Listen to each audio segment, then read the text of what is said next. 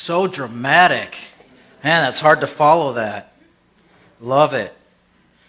All right, we're in week 6, 7 of Unstoppable Part 2. Actually, week 19, going back to last summer, if you can believe it. Looking at God's unstoppable church as is told about in the book of Acts in the New Testament of the Bible. This past week, our family had the privilege of keeping Maddie and Jackie's kids, Vladimir, so adorable, and Guinevere for a day and a night. And it happened to be the night of my son's tennis picnic, Noble's tennis picnic, which tennis goes to the tennis academy, which Fabian, are you in here? He's probably out there. Our very own Fabian here leads and does a fantastic job of leading the tennis academy here in Thief River Falls, and all our boys are in it. And it was our youngest son Noble's picnic for the tennis academy. And so we went there, and it's like a family affair, and so we brought our 6 kids and their 2 kids, which going to one of these things with 8 kids is completely insane. There are tennis balls everywhere, kids running around, swinging rackets like this, and it's amazing that nobody had to go to the emergency room, the way people were just flailing about, and our girls were just picking up balls and throwing them around, and so was Vladimir. He had these balls that he just played with the whole time, and was just throwing them, and then he'd run after them, and he'd get them. I'm talking about you, buddy. And so Fabian then says, hey, it's time to put the tennis rackets away, put the balls away, because we're going to eat. And so Vladimir had thrown these 2 balls that kind of landed at my feet. So I picked them up, and I walked over to put them in the cart with all the other balls. And Vladimir runs over to me, and he says, I love my 2 balls. And all I could think about is, like father, like son. Because his dad loves to play with soccer balls, of course. But taken out of context, that means something completely different, which I'm sure nobody here would ever do, because context is everything, right? Context is everything. Anything taken out of context could be completely misconstrued and misunderstood, so we wouldn't do that. You take a joke out of context, and it can be even more offensive than it originally was. You take a quote out of context, and you misrepresent what the communicator was originally intending to say. And likewise, a church that cannot effectively discern and communicate within its cultural context will be misrepresented, misunderstood, and even perhaps offensive. To contextualize means to place a statement or an idea within its larger sociological setting in which it acquires its full meaning, its complete understanding. For instance, an arithmetic problem. I never got these in school. But arithmetic problem doesn't seem practical until you place it within the context of a story problem. And then when you see the real-life situation, suddenly you are able to understand it. I really never could understand it anyway, but some people can actually do that, understand math. And so you place it within its context, and it makes sense.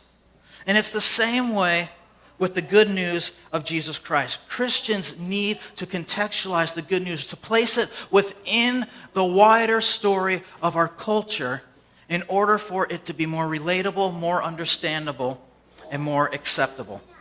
That's what we're talking about today. We're talking about being a church in context. And we're looking at Acts chapter 17 in the New Testament of the Bible. And this book of Acts in the Bible tells this story of the church and how it grew from this one man, Jesus Christ, to be an unstoppable worldwide movement called the church. And so last week we looked at Acts 16. We're going to look at Acts 17. And I'm just going to kind of give you a little overview again like I did last week. We put this map up here. In Acts 16, so you can see this, Acts 16 we left off in Philippi here. So if you missed last week, make sure you go online and listen to last week's message to learn about what happened in Philippi. So after leaving Philippi there, Paul and Silas traveled to Thessalonica, which is just down here. Hopefully you can see that. It's the laser that's shaky, not my hand, I'm sure. So right down there. And in Thessalonica, there actually is a Jewish synagogue, which we talked about last week in Philippi, how there wasn't a Jewish synagogue and why that was significant. So again, make sure you listen to that if you didn't or watch it online. But since there is a Jewish synagogue, it was Paul's custom to go to the Jewish synagogue, and so he went there for 3 consecutive Saturdays to meet with the people who were gathered there for worship, to explain to them how Jesus fulfilled the story of God. And so then in verse 4 of Acts chapter 17, it says, "Some of the Jews who listened were persuaded and joined Paul and Silas, along with many God-fearing Greek men and quite a few prominent women." Now this, however, makes some of the Jews in Thessalonica jealous. So they stir up the people in the city against Paul and Silas to kind of riot against them. And sensing this mounting opposition, Paul and Silas then leave the city of Thessalonica, and they go just over here to Berea. And I love what it says about Berea in verse 11.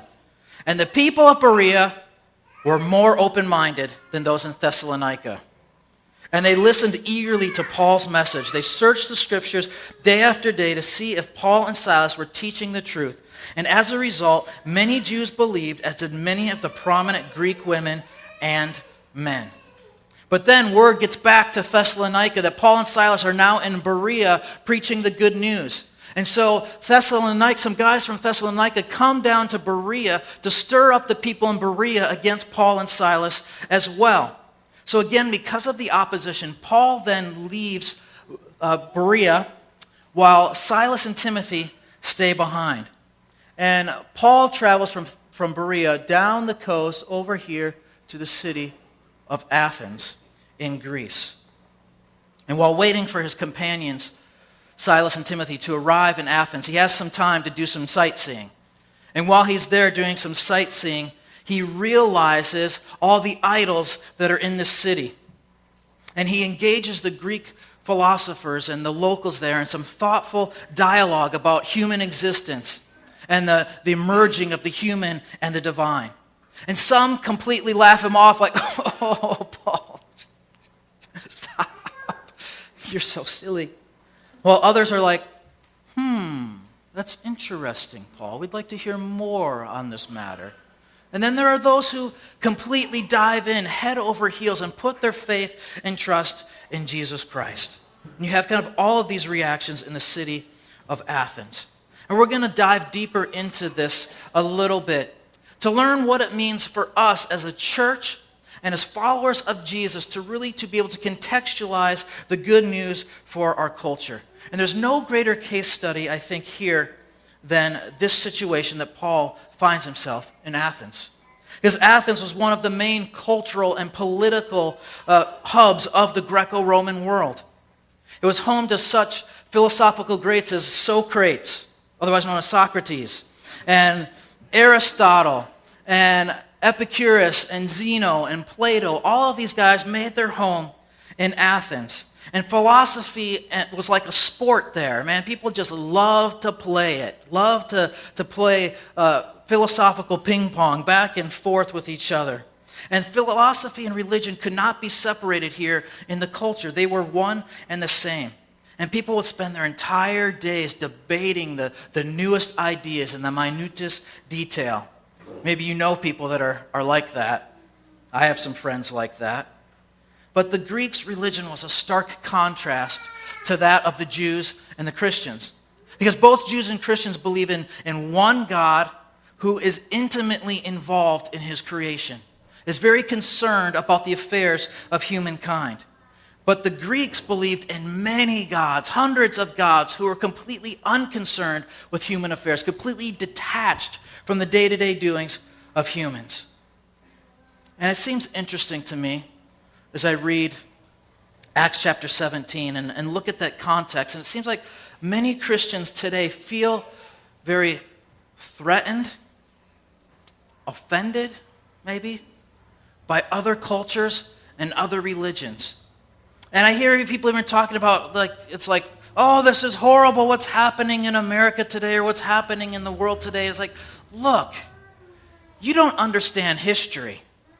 Because there was probably no culture that was more diverse than the Greco-Roman world of the 1st and 2nd century. It was insanely diverse. And this is what Christianity grew up in. It grew up in a culture that was extremely religiously diverse, culturally diverse, ideologically and theologically diverse. In fact, the entire Bible, from the beginning to the end, was lived out and written within the context of religious and cultural diversity. So we need not feel threatened or offended by America becoming more pagan or more secular or whatever it might be, because this is the context that Christianity thrives in. This is what Christianity grew up in. And so we need not be afraid. The Apostle Paul here was a master of contextualization. He traveled all over the Roman Empire, and everywhere he went was a different culture, and he communicated the good news of Jesus Christ in a different way to all of these different people depending on their culture and their background. Last week I shared this, and it's worth sharing again from 1 Corinthians 9:22, because it summarizes really this idea of contextualization and really Paul's philosophy behind sharing the good news. He said, "When I am with those who are weak, I share their weakness, for I want to bring the weak to Christ. Yes, I try to find common ground with everyone, doing everything I can to save some." The New International Version says it this way: "I have become all things to all people, so by all means I may save some." He was a master of contextualization, communicating the good news of Jesus Christ in whatever way would fit that particular context. Missionaries know how to contextualize the gospel. They will spend months, maybe even years, studying the language and the culture and the customs of the people they are going to move into, the culture they are going to reach. And when they get there, they will continue to study, looking for bridges to contextualize, to communicate the good news of Jesus Christ within that cultural framework. But you need not be a missionary to contextualize the good news of Jesus Christ. We are all called to be missionaries. And we live in a culture where people are coming from all over the world to live here in America. And despite even all of those diverse cultures that are coming to America to live, there is certainly, I think, a dominant American culture that values and believes and practices things that are very different from our Christian culture. And so how do we effectively contextualize the good news in a culture that idolizes sex and money and greed and violence and things like that? The Apostle Paul shows us how here in Acts chapter 17. So if you have your program, there's an outline in there if you want to take some notes, if you haven't already. Kind of 4 steps, I don't know if that's the right word, but 4 steps in learning how to contextualize the good news of Jesus Christ for our culture from Acts chapter 17. The first step, and this is the most important step because I think it's the step that often gets left out, and it is to develop a heart for the people. Develop a heart for the people. Acts 17:16. While Paul was waiting for them in Athens, he was deeply troubled by all the idols he saw everywhere in the city. Now the Greek word here, the New Testament of the Bible, is written in Greek. And so the author of Acts, who's Luke, uses a word for deeply troubled that its root meaning is to have severe emotional concern. Okay, it's like you just feel like all just upset inside. It's that sort of thing. And so Paul is deeply troubled by these idols because they're taking the rightful place of God in worship. They are mocking God. And so he is deeply troubled by that. But there's a second part to that as well. He is also deeply troubled because he is concerned for the lostness of the people. His heart is broken for the people because he sees them as people who are stumbling around in the dark without any direction, trying to find truth. Trying to find this truth. And I think oftentimes when Christians observe a culture like Athens or find ourselves within a context like Athens that is full of maybe all these things that we don't like, we don't believe, we don't agree with, our natural reaction, I think, is to condemn that. If not condemn the people, we condemn the behavior, we condemn the actions. And then we stand over and against these people on the other side who are condoning that. And we have the condoners and the condemners, and they're going at it. But I think the Jesus response is different. The Jesus response is neither to condone nor condemn, but to have compassion. I love what it says about Jesus in Matthew 9:36. Jesus arrives after the end of a long day, and he's tired. And it says, when Jesus saw the crowds, he had compassion on them because they were confused and helpless, like sheep without a shepherd. That's how I believe Paul feels about the people of Athens. That they are confused, they are lost like sheep without a shepherd. Mike Foster, who's co-founder of a ministry called XXX Church, which reaches out to people in the porn industry and helps people who are addicted to porn to overcome it. Controversial ministry, a great ministry, I think. But he says this, he says, don't blame the dark for being dark. Blame the light for not shining in the dark. Don't blame the dark for being dark. That's what darkness is. Darkness is dark. We are the light. It is our job to shine the light in dark places. Don't blame unbelievers, non-Christians, for acting like unbelievers. That's what they do. Instead, we should be moved to compassion, to act, to shine the light in the dark places. The extreme brokenness of our world shouldn't lead us to condemn it, but to have compassion for it and be stirred to action. Secondly, we develop a heart for the people, then you can identify the idols in our culture. Identify the idols in our culture.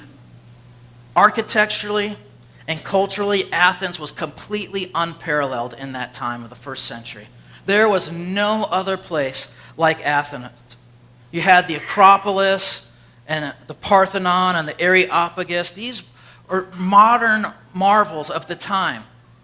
Some of the seven ancient wonders of the ancient world. I mean, they were completely spectacular. And this is Paul's first trip to the city, and he walks into the city, and rather than being amazed at the architecture, he's amazed at the idols in the city. Some contemporaries at that time in the first century even called Athens one great altar. The whole city is just one great altar. And they would joke saying it's easier to find a god in Athens than it is a man. That's how prevalent idolatry was in the city of Athens. Phil Yancey has a great book called Rumors of Another World. And in my opinion, there's not a bad Phil Yancey book. They're all great. But in this book, he talks about rumors. And a rumor is a story in circulation that may or may not be true. I think you know that. But he makes the case in this book that everybody is searching for something. Everybody is searching for a higher meaning, a greater purpose in life. And this is what he calls rumors of another world. People are searching for these rumors of another world, whether it be that there is something more to life, that there's something more than what our eyes can see, that there's something more to this existence, there's something after this life, there's something other than our world. These are the kind of things that people explore. I mean, think of the movies. You can look at the movies that are out today, and they all can go back to one of these key rumors, exploring these themes. And I may not always or seldom agree with the answers that our culture provides, but I have to respect the questions because they're my questions too. They're your questions. They're the questions that all humanity struggles with and has to explore about our existence and about whether there is something more to this life, there is something more to this world. And instead of condemning the answers that our culture provides, maybe we should instead celebrate the questions. Ask yourself, what are the idols in our culture? Fame, success, hockey, I don't know. What are the idols? Can you see the idols in our culture? And do you hear them? Do you hear the questions that they are asking? If you can identify the idols in our culture, you will understand, you will hear the questions that our culture is asking. And once you know the questions, you can then, number 3, engage the culture in conversation. Engage the culture in conversation. Verse 17. He went to the synagogue to reason with the Jews and the God-fearing Gentiles. He spoke daily in the public square to all who happened to be there. He also had a debate with some of the Epicurean and Stoic philosophers. When he told them about Jesus and his resurrection, they said, "What's this babbler trying to say with these strange ideas he's picked up?" Others said, "He seems to be preaching about some foreign gods." Then they took him to the high council of the city. "Come and tell us about this new teaching," they said. So when Paul walks into Athens, he doesn't do what I think a lot of us would expect Christians to do. He doesn't walk into Athens and go, "Oh, this is absolutely disgusting," and throw his hands up and turn around and walk out. That's not what he does. He doesn't get angry and start smashing the idols and burning books and things like that. He doesn't write a blog post about all these evil things that the Athenians do. He doesn't go on Facebook to just vent about how all Greeks are evil and this is all that they do and all of those things. He doesn't build up these straw men in order to tear them down. Rather, he engages real people in real conversation. I think many of us are, if we're honest, we're much more comfortable talking about those people than we are actually talking to those people. And I think actually debate here is not a good word, even though it's translated that. Dialogue is actually a better word than debate. Here's why. When we think of debating, what do we think of? We think of like a political debate where there's two people with opposing views on something, and they just stand apart from each other and they just go at it, and they take their little jabs, and they're trying to knock each other down and trying to win over the favor of the audience, and they're being rude and all of these things. But that's not the Socratic method of debate. The Socratic method of debate was much more civilized. It was just a time of questions and answers. Somebody would ask a question, somebody would answer the question. And they would just go back and forth like that, taking their turns. It was much more akin to sitting across the table in a coffee shop having a conversation than it was standing on a stage at a podium going back and forth yelling at each other. That's why I think dialogue is a better word than debate. But either case, either one requires us to listen. You can't speak to the culture unless you listen to the culture.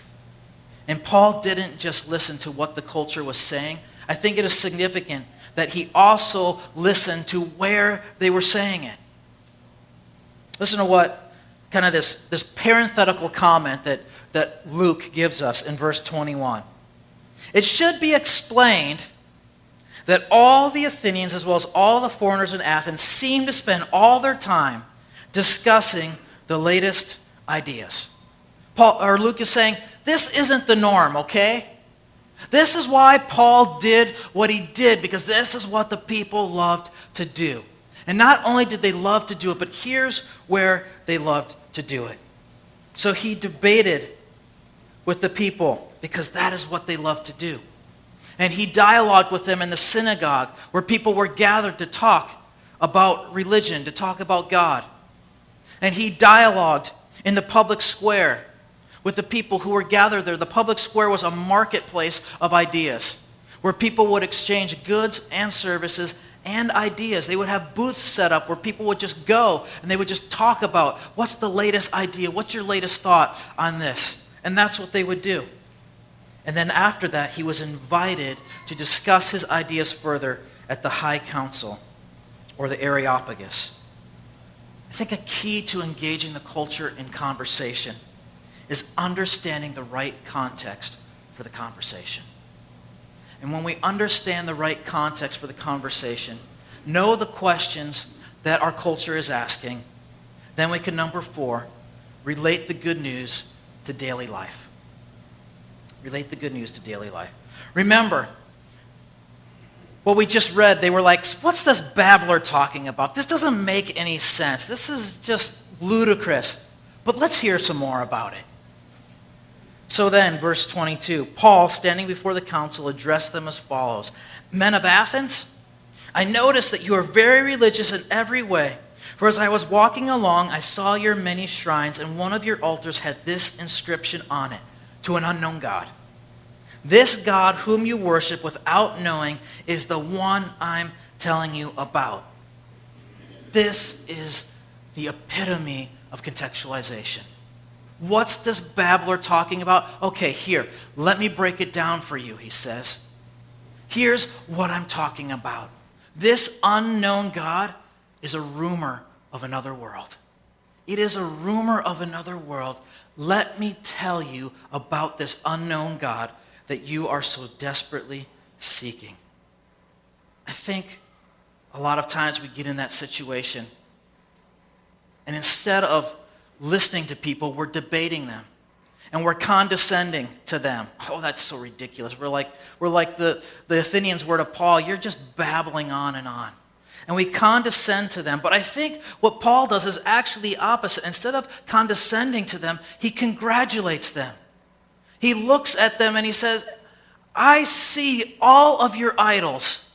I see all of your altars. You guys are so religious. You are a people of worship. That's great.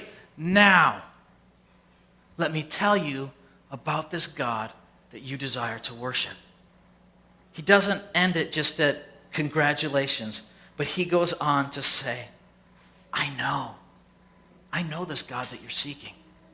Let me show you how to find him.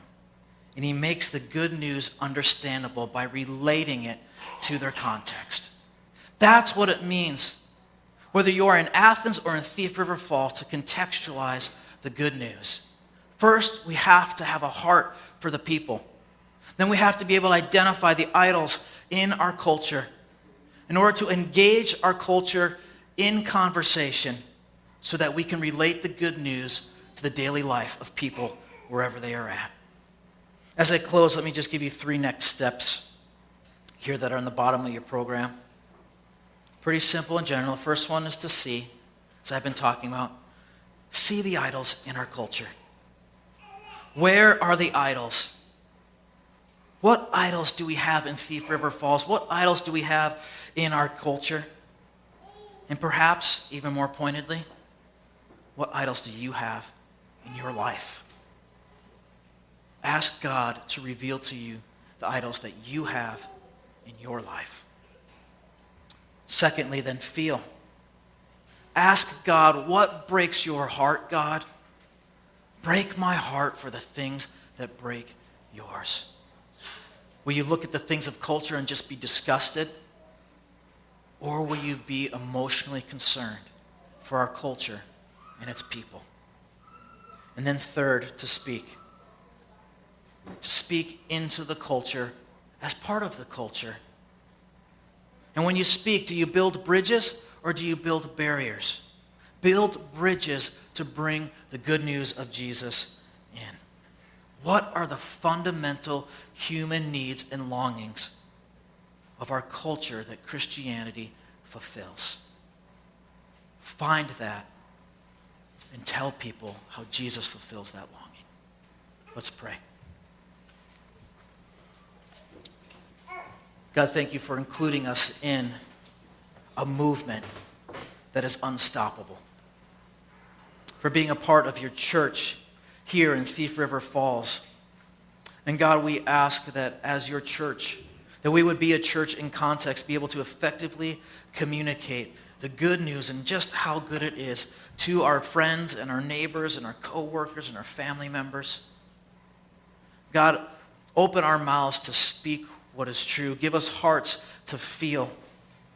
And God, open people's hearts and ears and eyes to hear and to see that you are real. We ask all this in Jesus' name.